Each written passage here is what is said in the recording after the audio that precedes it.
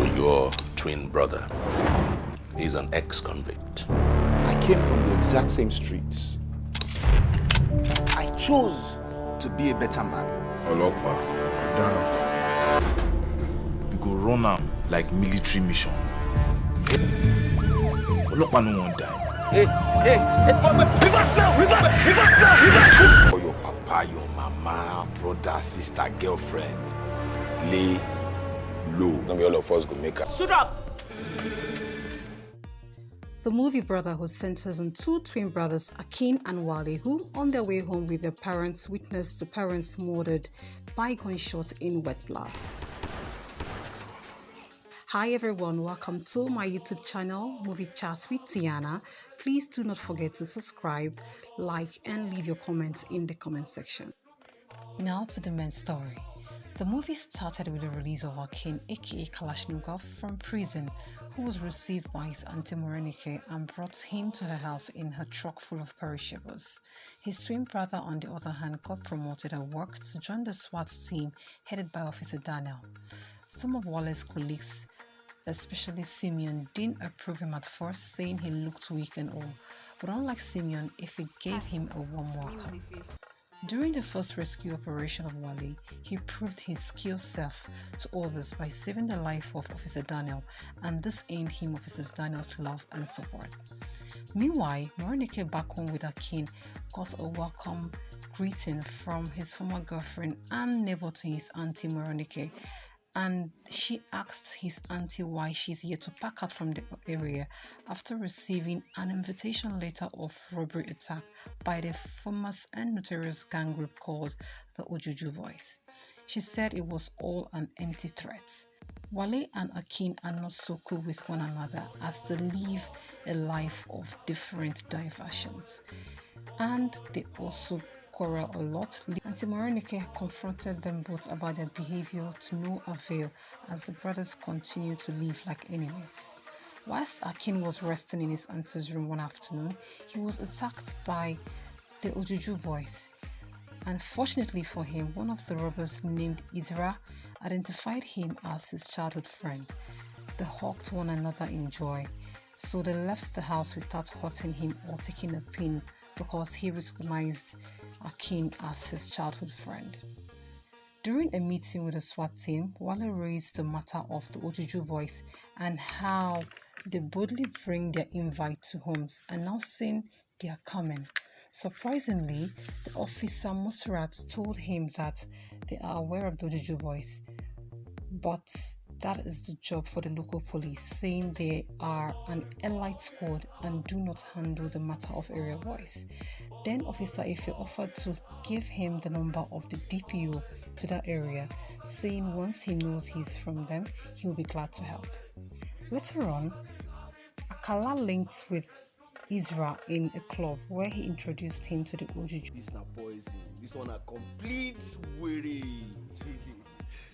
This na man, dance man. For sure. Akin requested to see Isra outside for a pep talk. There, he told Isra about his plan to upgrade the group by intercepting a billion van containing millions of cash. He loved the idea and then took him to their boss called Shadow. And after much considerations, Shadow accepted to the plan. At Officer Daniel's birthday party, everyone was seen eating and drinking happily. Wale spotted Officer Daniel's daughter Kamsi at the party and it was love at first sight. He helped her wash some dishes in the kitchen as they got along chatting and smiling to each other. Akala reached out to some of his friends from way back, named Adura, who is a professional in driving billion vans and also an ex-military expert who is in charge of sophisticated weapons that would enable them have a successful operation. They all got the material ready in no time. With all the ammunitions in place, the robbery was successful. Kamsi told Wale about her pregnancy and he decided to ask for her hand in marriage, which her father, Officer Wale, consented to. Wale came to Morenike's house with his wedding invitation and begged her not to inform his twin brother Akin, but he walked into the room and read a wedding invitation. On the day of the wedding, Akin stormed the venue with his friends dressed all glamorous, creating a scene, smoking and spraying money. This action got Officer Daniel really upset as he called Akin to his office the following day for further questioning. Akin revealed to him his true identity, that he had a twin brother, all this way, but refused to inform him about it because he was ashamed of his outcome and the path he has chosen in life. However, one of the Ojuju boys, whom in the name Kainde, got into trouble and was arrested by the local police in the area. The DPO reached out to Wali and asked him to come see the criminal. On arrival, the criminal Kainde at first refused to confess, but later on he agreed to reveal the true identity of the Ojuju boys to Wali, saying that they have ignored him and neglected him to rot in jail, that if he promises to release him, hence he tells him the truth, then he will be very grateful. He went further to tell Officer Wali that the Ojuju boys that he seek to know their true identity just dwell with him, as they were in attendance to his wedding. In shock and disbelief, he remembered his brother Akin as one of the members of the Ojuju boys. Israel came up with an information which involves 2 robbery operations all in one day. Akin got upset and refuted to the plan, saying that it is pointless, risky, and invalid to the group. But he was not supported by any member of the group, as they all wanted the money. On the day of the first robbery attack, the Ojuju boys had a one-on-one shooting with the police, which led to the death of Officer Daniel, whom was on his way to the hospital before getting the information about the operation happening at the bank.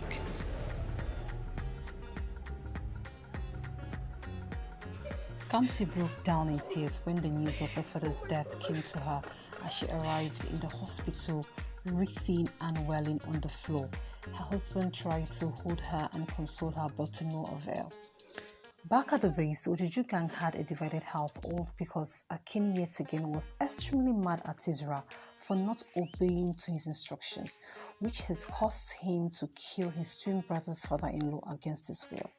Out of anger and frustration, he demanded his share of the money and made his plans to discontinue with the group open.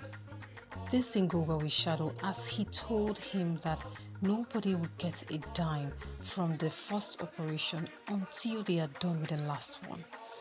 After much consideration and advice from Akin's friend Adura, he agreed to return to the group and carry out the last operation. While they were in the meeting, Shadow told the boys that after the last operation, that anyone who makes it out alive should contact a certain person who would help them escape to Togo.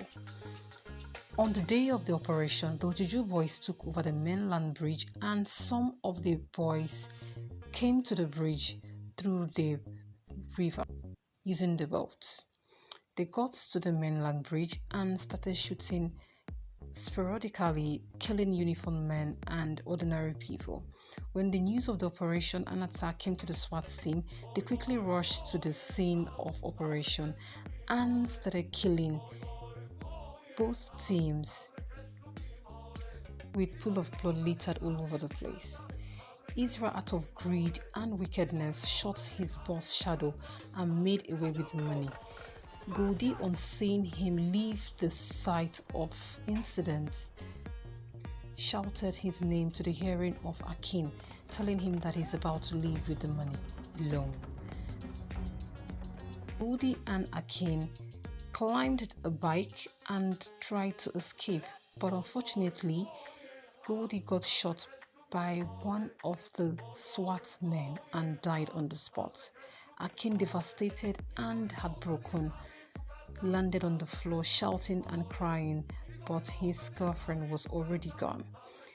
And Morenike, after identifying the face of one of the robbers, rushed to the scene of operation to rescue Akin, but she was stopped by the policemen on ground. She cried and wept and begged Akin to surrender, not forgetting his brother Wale, whom was also begging and telling him to surrender his weapons. He did not listen to them as he got shot in the arm and jumped into the river. When he jumped into the river, the policemen did not stop shooting. They kept shooting him while he was drowning in the river. Wale tried all he could to find his body, but to no avail. And later on, Wale got suspended from work, and Israel went to the man whom Shadow directed them to call with all the money alone, but was shocked to see Akin in the room after he must have gone out to check some sounds he heard, not knowing that Akin had already entered the room, dripping wet with a weapon on his left arm.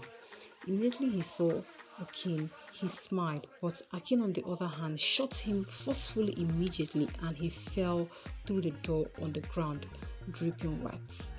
Few months later, Akin united with his friend Adora after having called his twin brother Wale to let him know that he's still alive. This call made Wale full of joy and excitement as he was living happily with his son and beautiful wife. Thank you so much for watching. I hope you enjoyed this masterpiece and the movie in general. Please don't forget to subscribe, like, and comment below on the comment section.